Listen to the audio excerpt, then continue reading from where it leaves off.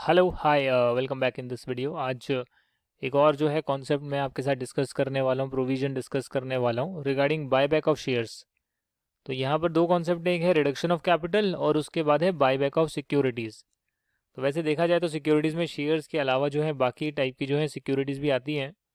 हालांकि हम जो भी ये सेक्शन है उसके बारे में हम चर्चा करेंगे। Buyback of securities section 68 to 70, यानी कि कंपनी जो है अपनी खुद की सिक्योरिटीज़ ही वापस लेना चाहती है और इन्वेस्टर्स को जो है उनके पैसे वापस करना चाहती है। उस केस में जो है कुछ प्रोविजंस हैं। एग्जाम्पल के तौर पे जो टाटा कंसल्टेंसी सर्विस है उसने आज तक का जो है सबसे बड़ा बाईबैक ऑफर जो है निकाला है। निकाला था, बहुत पहले निकाला होगा, अभी तो नहीं है। पहले निकाला था 5.61 crore equity shares at the price of 2850 पर शेयर। मार्केट में जो प्राइस चल रही थी वो चल रही थी करीब करीब 2500 रुपये। कंपनी ने बोला कि हम जो है आपको 2850 रुपीज़ देंगे एक शेयर के। तो जो है क्लोजिंग प्राइस 20 फेब को 20 फेब को जो है क्लोजिंग प्राइस 2500 थी। कंपनी ने बोला हम आपको जो है 2850 रुपीज़ देंगे एक शेयर के। तो शेयर होल्डर खुश हो गए, मार्केट में बेचने से कम मिल रहा है, कंपनी ज़्यादा दे रही है। कंपनी को पता है मेरी शेयर की प्राइस 3000 से कम नहीं है, इसलिए उसने जो है बायबैक ऑफर लॉन्च किया है। प्लस कंपनी को पता है कि हम और ग्रो करने वाले हैं, साथ में शेयर होल्डर्स को जो है हमें पैसे लौटाने का एक मौका देना चाहिए।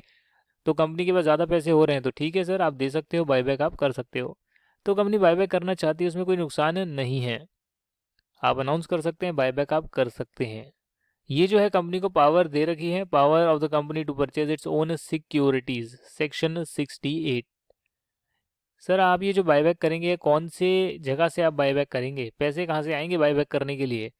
आपके पास जो फ्री रिजर्व में पैसा पड़ा है, या सिक्योरिटीज प्रीमियम अकाउंट में पैसा पड़ा है, या आप नए शेयर्स का आप इशू करते हैं, कोई अदर स्पेसिफाइड सिक्योरिटीज आप इशू करते हैं, उससे पैसा आता है और उससे जो है आप एग्जिस्टिंग सिक्योरिटी होल्डर्स को पैसा वापस दे देते हैं। Buyback of any kind of shares और other specified securities can not be made out of the proceeds of an earlier issue of the same kind of shares और same kind of other specified securities. इस line का क्या मतलब है? मैंने भी सिर्फ आपको इतना बताया कि अपने शेयर्स, अपनी सिक्योरिटीज को वापस लेना, इन्वेस्टर से वापस लेना, उसको बोलते हैं बायबैक, उसे बोलते हैं बायबैक ऑफ सिक्योरिटीज। अब ये जो है टाटा कंसल्टेंसी सर्विस ने किया है, मैंने आपको भी बताया। टाटा कंसल्टेंसी सर्विस टीसीएस ने किया है ऐसा। एग्जाम्पल के तौर पे हमने देखा practically, free reserve security premium account या फ्रेश इशू से करा जा सकता है, but same kind of share, same kind of security से जो पैसा आया है उसी पैसे को लौटाया नहीं जा सकता। मतलब उसी शेयर्स की प्रोसीड को यूज नहीं किया जा सकता है। या तो नया इशू करेंगे या फिर जो एग्जिस्टिंग फ्री रिजर्व पड़ा है, सिक्योरिटी प्रीमियम पड़ा है, उससे जो है आप पैसा जो है दे देंगे। स्पेसिफाइड सिक्योरिटीज में एम्प्लॉय स्टॉक ऑप्शन आते हैं। अदर सिक्योरिटीज में जो सेंट्रल गवर्नमेंट नोटिफाई करेगी वो आएगी। अब आज तक मुझे तो नहीं पता कि अदर सिक्योरिटीज में क्या है, नोटिफाइड किया नहीं है, यहाँ कुछ आया नहीं है। करेगी जो आएगी, सेंट्रल गवर्नमेंट जो नोटिफाई करेगी वो सिक्योरिटीज अदर सिक्योरिटीज में आएगी। तो इसका मतलब ये क्लियर हो गया कि ये जो सेक्शन हम पढ़ रहे हैं सिर्फ इक्विटी शेयर्स के लिए नहीं पढ़ रहे हैं, बल्कि उसके अलावा और जो है एम्प्लॉय स्टॉक ऑप्शन है या फिर जो अदर स्पेसिफाइड सिक्योरिटीज जो गवर्नमेंट बताएगी, उन सभी के लिए हम बायबैक की चीज़ें पढ़ रहे हैं, क्या प्रोविजंस लगते हैं। बायबैक जो है आप इन जगहों से कर सकते हैं जो मैंने अभी आपको बताया, 3 जगह हैं ऊपर। उसके अलावा कुछ कंडीशन है जो अप्लाई करनी पड़ेगी और ये कंडीशंस पेपर में पूछी जा सकती है। हो सकता है किसी एक कंडीशन के ऊपर ही पूरा केस स्टडी क्वेश्चन आ जाए। बायबैक जो है आपके आर्टिकल ऑफ एसोसिएशन में ऑथराइज्ड होना चाहिए कि आप बायबैक कर सकते हैं। अगर ऐसा नहीं है तो पहले आर्टिकल में आप ऑथराइज करवाएंगे, उसके बाद बायबैक करना चाहते हैं तो आपको एक स्पेशल रेजोल्यूशन की ज़रूरत पड़ेगी। एक्सेप्ट जहां पर आपका बायबैक जो है 10% तक है, 10% of your paid up share capital and free reserve, 10% तक बायबैक होगा तो स्पेशल रेजोल्यूशन की ज़रूरत नहीं है। उस केस में आप बोर्ड रेजोल्यूशन से काम चला सकते हैं। ये क्या हुई बात, सेकंड बात हुई। थर्ड बात है कि बायबैक जो आप करेंगे उसमें आप पेड अप शेयर कैपिटल और फ्री रिजर्व का 25% से ज़्यादा बायबैक नहीं कर सकते हैं, कोई भी सिक्योरिटी है। बट अगर वो सिक्योरिटी में इक्विटी शेयर्स हैं तो इक्विटी शेयर्स का बायबैक करने के टाइम में, तो इक्विटी शेयर का बायबैक करने के टाइम में आप 25% of total paid up share capital से ज़्यादा का बायबैक नहीं कर सकते हैं। पेड अप शेयर कैपिटल मालूम है ना क्या होती है? हाँ जी, total paid up share capital के 25% तक ही मैक्सिमम जो है आप इक्विटी शेयर का बायबैक कर सकते हैं। बायबैक होने के बाद आफ्टर बायबैक जो डेट टू इक्विटी का रेशियो है, जो इक्विटी है उसमें paid up share capital plus free reserves आएंगे, तो ये डेट और इक्विटी का रेशियो होता है। बायबैक होने के बाद आपकी इक्विटी कम होगी, हो सकता है ना पेड अप शेयर कैपिटल कम हो जाएगी, उसके बाद भी आपका रेशियो जो है 2:1 से जो है ज़्यादा नहीं होना चाहिए, यानी debt divide by equity plus paid up share capital plus free reserves 2:1 से ज़्यादा नहीं होना चाहिए। हायर रेशियो अगर सेंट्रल गवर्नमेंट ने प्रिस्क्राइब करा है तो हो सकता है वो क्वेश्चन में गिवन होगा, अगर सेंट्रल गवर्नमेंट ने हायर रेशियो प्रिस्क्राइब करा है या नहीं किया। अदरवाइज क्वेश्चन साइलेंट है, तो 2:1 का रेशियो मेंटेन होना चाहिए। और ये जो मैं कंडीशंस बता रहा हूँ ये सारी इकट्ठे जो है कंप्लाई होनी चाहिए, यानी आर्टिकल्स ने ऑथराइज करा हो, स्पेशल रेजोल्यूशन पास करा हो, 25% से ज़्यादा का बाईबैक ना हो, इक्विटी शेयर्स का है तो डेफिनेटली इक्विटी शेयर कैपिटल का 25% ज़्यादा ना हो, डेट इक्विटी जो है बायबैक के बाद 2:1 का मेंटेन रहे। और जो फ्री रिजर्व है उसमें आप यहाँ जो काउंट करेंगे ना फ्री रिजर्व में, उसमें सिक्योरिटी प्रीमियम अकाउंट आप ले सकते हैं, ये चेक करने के लिए रेशियो कितना आ रहा है। आप उन्हीं शेयर्स का बायबैक कर सकते हैं जो फुल्ली पेड अप है, यानी जिन पर पैसा पूरा आ चुका है। साथ में अगर आप बायबैक कर रहे हैं शेयर सिक्योरिटीज जो कि लिस्टेड हैं रिकॉग्नाइज्ड स्टॉक एक्सचेंज में, उस केस में आपको सेबी की गाइडलाइंस और रेगुलेशंस को जो है फॉलो करना पड़ेगा। आप अगर बायबैक कर रहे हैं share securities other than those specified above, यानी जो लिस्टेड नहीं है, उसमें आपको रूल्स का पालन करना पड़ेगा। एक बार आपने बायबैक कर लिया उसके बाद अगला बायबैक जो है आप 1 साल तक नहीं कर सकते हैं। From the date of closure of preceding offer of buyback, buyback का ऑफर क्लोज जब हुआ उसके 1 साल तक अब जो है दोबारा आप बायबैक नहीं कर पाएंगे। तो ये जितनी भी मैंने कंडीशन बताई है ये क्लॉजेस चल रहे हैं सेक्शन नंबर 68 के सबसेक्शन 2 जो है कंडीशंस फॉर बायबैक, उसके क्लॉजेस चल रहे हैं ABCDEFG। अब जो सबसेक्शन 3 है उसमें प्रोसीजर दे रखा है बायबैक का। सबसे पहले आपको जो है मीटिंग का नोटिस भेजना पड़ेगा जिसमें स्पेशल रेजोल्यूशन पास होगा, और उस नोटिस के साथ आपको एक्सप्लेनेटरी स्टेटमेंट लगानी पड़ेगी। ये शायद हमने नोटिस वाले चैप्टर में भी किया होगा। उस स्टेटमेंट में आप लिखेंगे full and complete disclosure of all material facts, why the company wants to purchase its own shares, what is the necessity to do so, class of shares और securities intended to be purchase under the buyback, कौन सी securities कौन से shares को आप purchase करना चाहते हैं, कौन सी क्लास ऑफ शेयर सिक्योरिटीज को परचेज करना चाहते हैं, अमाउंट इन्वेस्टेड अंडर बायबैक, कितना अमाउंट आप इन्वेस्ट करना चाहते हैं जिसमें पैसे आपके लगेंगे और बदले में शेयर आप वापस ले लेंगे। बैंक अकाउंट कम होएगा, खुद ही के शेयर वापस ले लेंगे, खुद के शेयर को डिस्ट्रॉय कर देंगे, शेयर कैपिटल को कम कर देंगे। कैसे एंट्रियाँ होती है सिखाऊं आपको मैं, अकाउंट्स में आप ज़रूर सीखना भैया, ये हमारे सिलेबस का पार्ट नहीं है। हमारे सिलेबस का पार्ट है कानून क्या बोलता है, लॉ क्या बोलती है। कितना अमाउंट आप इन्वेस्ट कर रहे हैं बायबैक में, नोटिस में एक्सप्लेनेटरी स्टेटमेंट में साथ में लगाएंगे। टाइम लिमिट क्या है बायबैक कंप्लीट होने का वो भी नोटिस में बताएंगे, उसके पीछे जो एक्सप्लेनेटरी स्टेटमेंट है उसमें बताएंगे।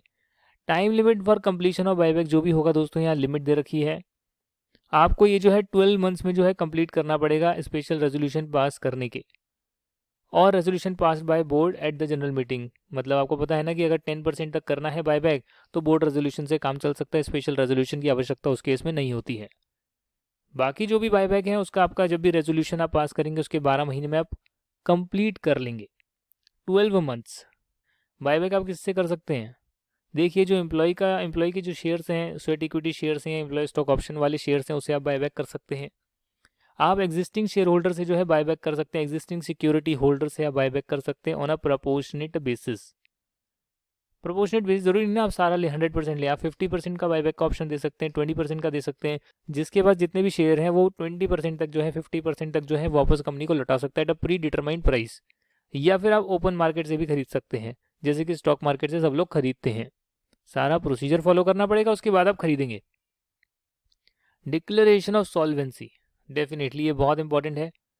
आप अगर स्पेशल रेजोल्यूशन पास करते हैं और आपने पास करा भी है, ये बोर्ड रेजोल्यूशन पास करते हैं जहाँ 10% तक ही आप बायबैक कर रहे हैं, उस केस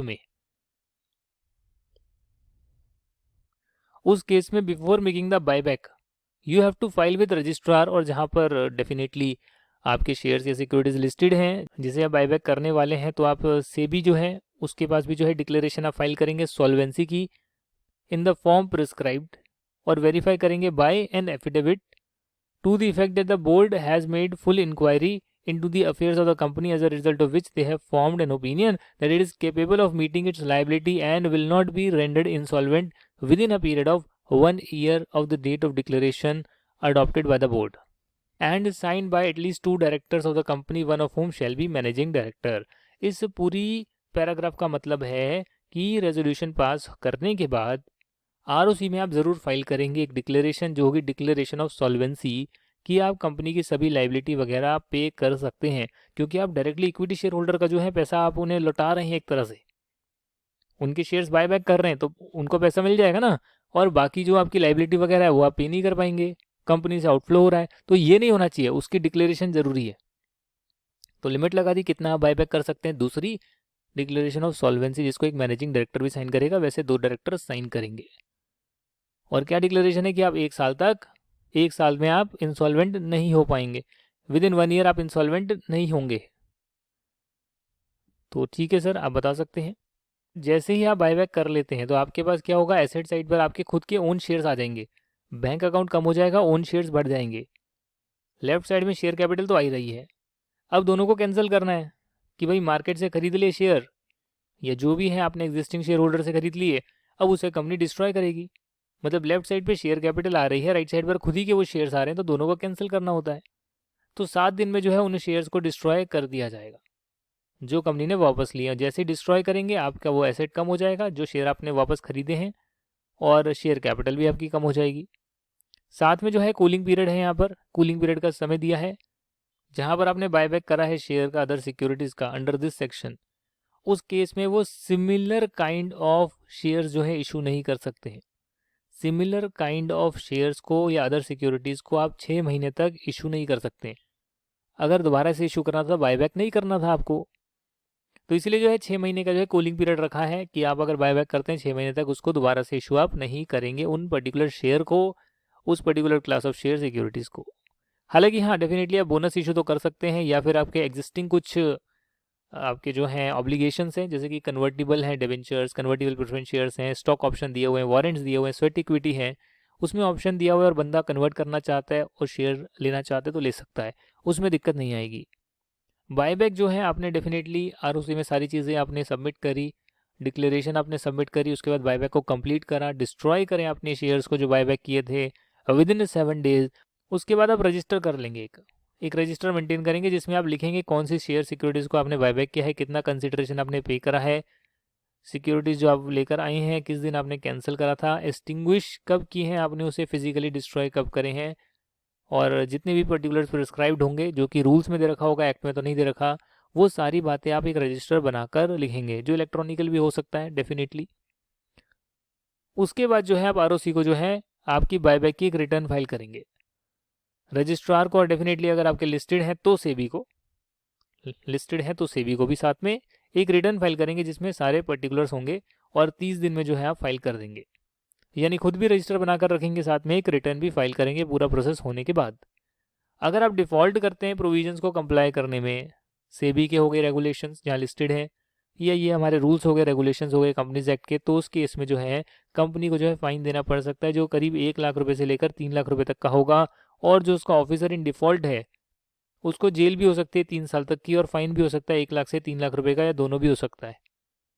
तो इस बात को आप ज़रूर ध्यान रखना।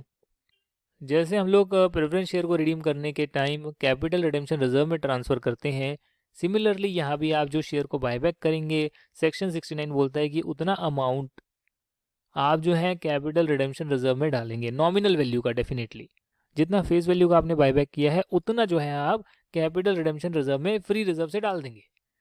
उससे आप इसको फ्यूचर में जो है fully paid bonus share issue करने के लिए यूज़ कर सकते हैं। आपके जो कैपिटल रिडेम्पशन है उसमें पैसा फंस गया, वो तो हिल नहीं रहा, रिजर्व सरप्लस का पार्ट आ रहा है, इससे जब बोनस शेयर इशू करेंगे तो ये हट जाएगा और शेयर कैपिटल बढ़ जाएगी, तो भी आपका रिजर्व सरप्लस और पेड अप शेयर कैपिटल जो है वो पूरा इंटैक्ट रहेगा।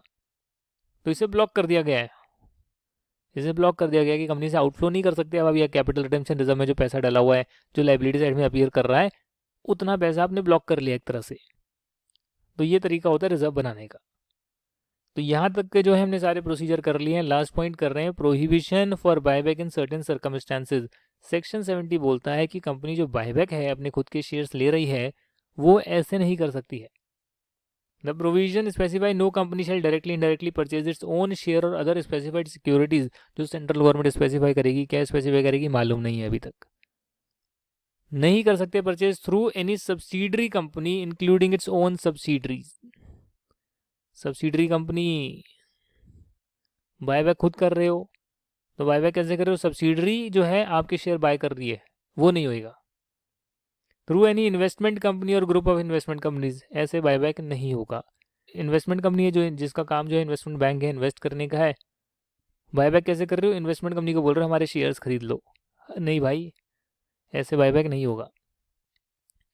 आपने अगर डिफ़ॉल्ट करा है डिपॉजिट की रीपेमेंट में, इंटरेस्ट की रीपेमेंट में, प्रेफरेंस शेयर को पैसा देने में, डिवेंचर्स की रिडेम्पशन में, डिविडेंड पे करने में, लोन की रीपेमेंट करने में या इंटरेस्ट पे करने में, जो भी फाइनेंशियल इंस्टीट्यूशंस या बैंकिंग कंपनी से आपने लोन लिया है, क्या होगा सर? आप जो हैं उस केस में बायबैक कर ही नहीं सकते। बट अगर आपने डिफ़ॉल्ट पहले किया था और उसको आपने रेमिडाइड का मतलब आपने उसको करेक्ट कर दिया, तो आप जो है 3 साल के पीरियड के बाद बायबैक कर सकते हैं।